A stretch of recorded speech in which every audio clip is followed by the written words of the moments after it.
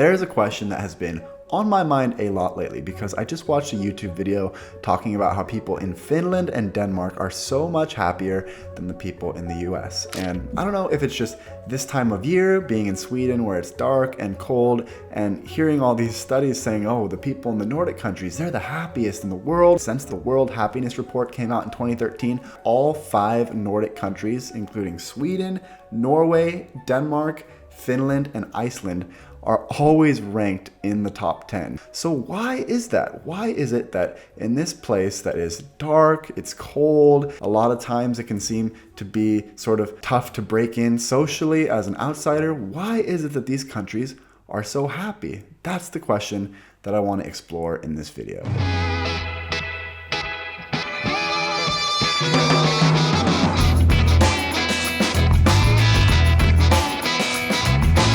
So I figured the best way to start was to go straight to the source and actually read this report by the World Happiness Report. In chapter 7, they've dedicated an entire chapter to the Nordic exceptionalism, what explains why the Nordic countries are consistently among the happiest in the world. This report has done a great job of identifying some of the key reasons why people are so happy in these countries, and those are the quality of the institutions, the low corruption, the reliable and extensive welfare benefits, and high levels of social trust. This report also details some common myths that people have about why these countries are so happy, such as the fact that they have small, homogeneous populations, and also some people think that maybe people aren't as happy as this report might suggest due to that bad weather that I mentioned earlier and the perceived high suicide rates in the Nordic countries. Now, when examining the biggest factors that had the most positive effect on people's happiness in these countries, it's sort of interesting to think about the cause and effects. For example, does people's trust in institutions provide the foundation for extensive social benefits, or is this the other way around? Do the people receiving these amazing social benefits from the government therefore increase their trust in the government? Basically, this report concludes, although it's not possible to determine for sure the cause and effect relationship, it looks like all of these things sort of create a positive feedback loop, and this sort of helps the problem from both sides. Now, having lived in Sweden for 3.5 years, I have seen a lot of examples of instances where the welfare state has really helped a specific individual in a way that maybe Americans would deem, wow, that's crazy that taxpayers would pay for this. I'll give you a couple of examples of where the welfare state stepped in and actually had a huge positive impact on somebody's life. The first example that came to my mind was the example of a transgender woman that was born with the male anatomy but felt deep down inside that they were a female. And after going through a long process where they do psychological testing and counseling and all of these things, after all of that, and they determined that this person was actually a good fit for this gender reassignment surgery, the government in Sweden actually covered that as part of the healthcare plan. This is an instance where I think most Americans, coming from that American mentality of not wanting to pay a lot of taxes and sort of like, why should we all pay for that person, would have not liked the idea of somebody having that surgery done. But I think living in Scandinavia, because people have so much trust in the institutions here, they're much more likely to be positive and supportive towards something like that. And I think that is something where my mindset has changed coming from America and now living here for so long, because I have seen that when people are actually in need of help and they go through the proper channels here in Sweden, at the end of the day, the government is going to do everything they can to help. Also, while doing the research for this video, I read the story about a woman in Denmark who was working in marketing and advertising, and ultimately, after doing that for a while, she was feeling a lot of stress and pressure, and it was actually starting to affect her life in a very negative way. And basically, she was able to get a diagnosis for being too stressed at work, and she really needed to relax.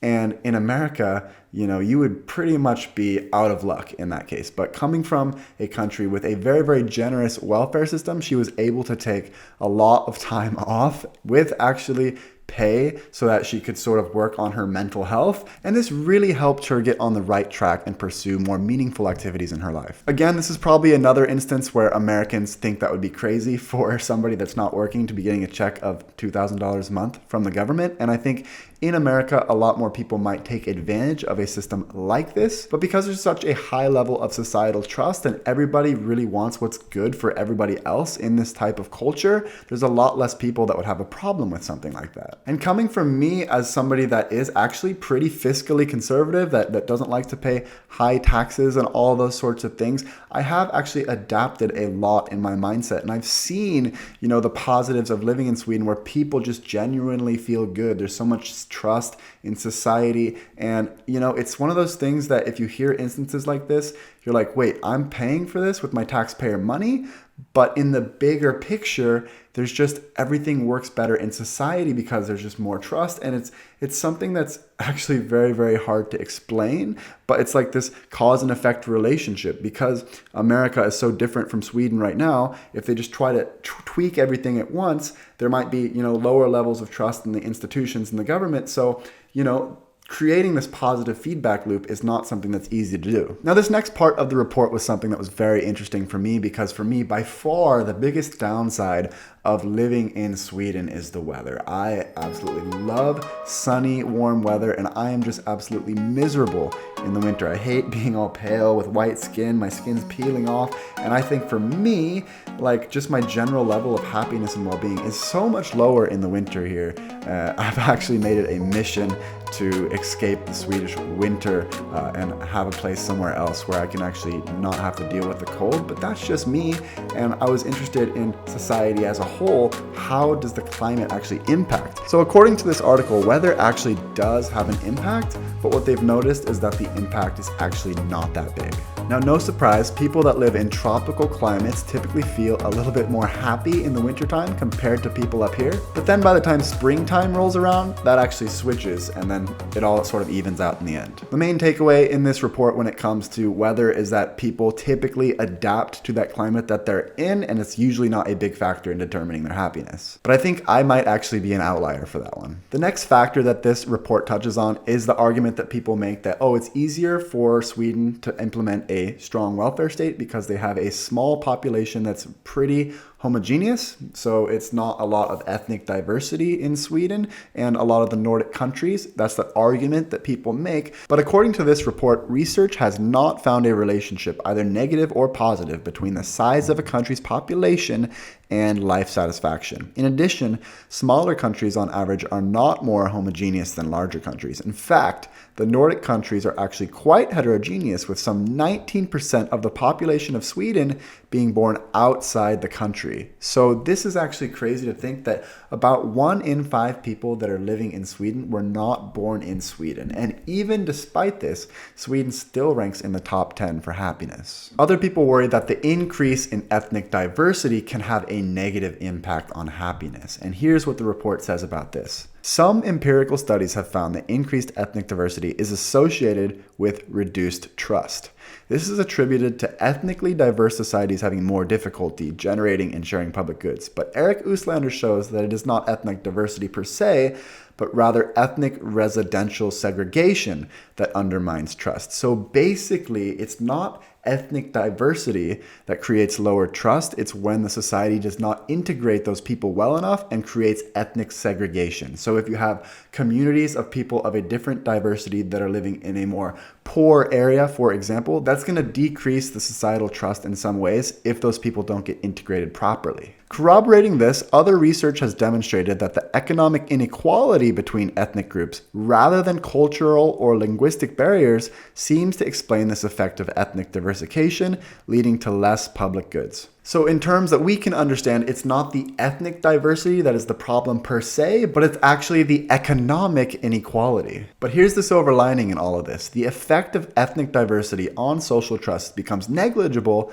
when controlling for quality of government. And that's where Sweden and these other Nordic countries are really succeeding, because people have a lot of trust in their government and their institutions, which really can help minimize these effects. And just to add to this, the ratio of immigrants within a country has no effect on the average level of happiness of those locally born, with the 10 happiest countries having foreign-born population shares averaging 17.2%, about twice as much as the world average. In some ways, you can actually see this because more people want to move to those countries countries that are really happy. So it's sort of interesting. I don't know if this is a cause and effect relationship, that these countries are happy and successful, that people want to come to those countries. But regardless of all of that, pretty much this boils down to saying that the top 10 happiest countries all have a pretty large percentage of immigrants. So far we can see that the two biggest contributing factors to people being so happy in the Nordic countries has been the welfare state and the institutions. People are just generally more relaxed when they know that the government is working well, they don't have to worry about corruption, and they know they'll be taken care of if anything happens to them. A few other things were people's freedom to make life choices and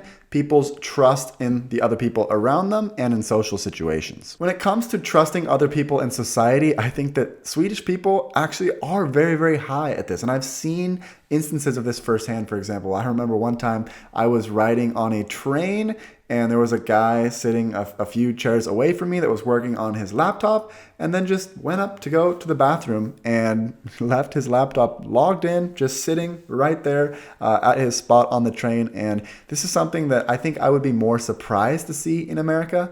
I would be worried personally that somebody might steal my laptop or try to access my sensitive information that was on my laptop, but people just tend to trust more. Same example of, walking around in Stockholm. I will see once in a while just, school-age kids walking around in the city by themselves. And, in America, I don't think any parent would really want their kids to be walking around by themselves in a major US city. I think Americans are very, very worried and preoccupied that something bad could happen in a lot of these types of situations. And there is just less trust in the society as a whole compared to the Nordic countries. Another thing that I notice is status anxiety, which is a lot less common in the Nordic countries than in America. In America, everybody's worried about their rank in society.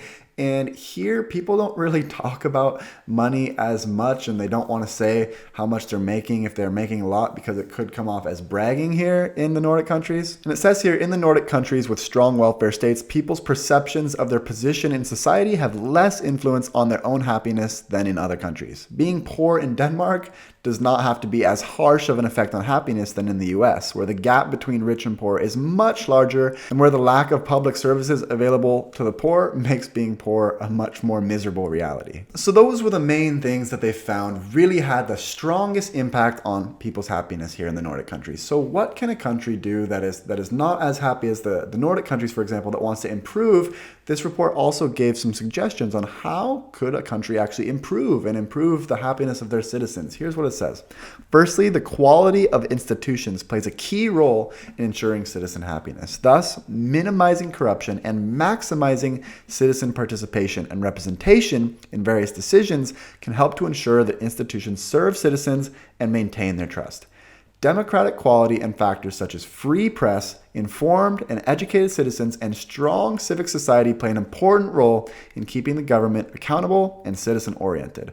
On a cultural level, arguably the most important factor is to generate a sense of community, trust, and social cohesion among citizens. And just reading this as an American, it makes it really easy for me to see why there may be so many unhappy people in the US. Because in a lot of ways, I feel like the US is very, very divided politically, socially, economically, and the keys, according to this report, to actually improving and moving past this is to start to generate this social cohesion, this trust in one another, this trust in our institutions, this trust in media that's going to report facts, this trust in having citizens that are educated. That's why I'm such an advocate for free college, free healthcare. These things are really going to ensure that people are taken care of. And I think if the US were to find a way to cover these basics, it's going to suck to pay more taxes, but at the same time, I think everybody's life in that country would improve if they were to implement some of these things that would actually help improve people's happiness statistically based off of this report. Now, this was not supposed to be a political video, and I think regardless of what your political leanings are, I think everybody wants everybody to be more happy. At least that sounds pretty great to me, just everybody get more happy. So I think studying things like this can actually be helpful. And I think that there are a lot of things that the US can learn from the Nordic countries, at least according to my research and what I have here. If you guys have a different opinion, I'd love to read about it in the comment section. If we can please keep the comment section civil, that would be much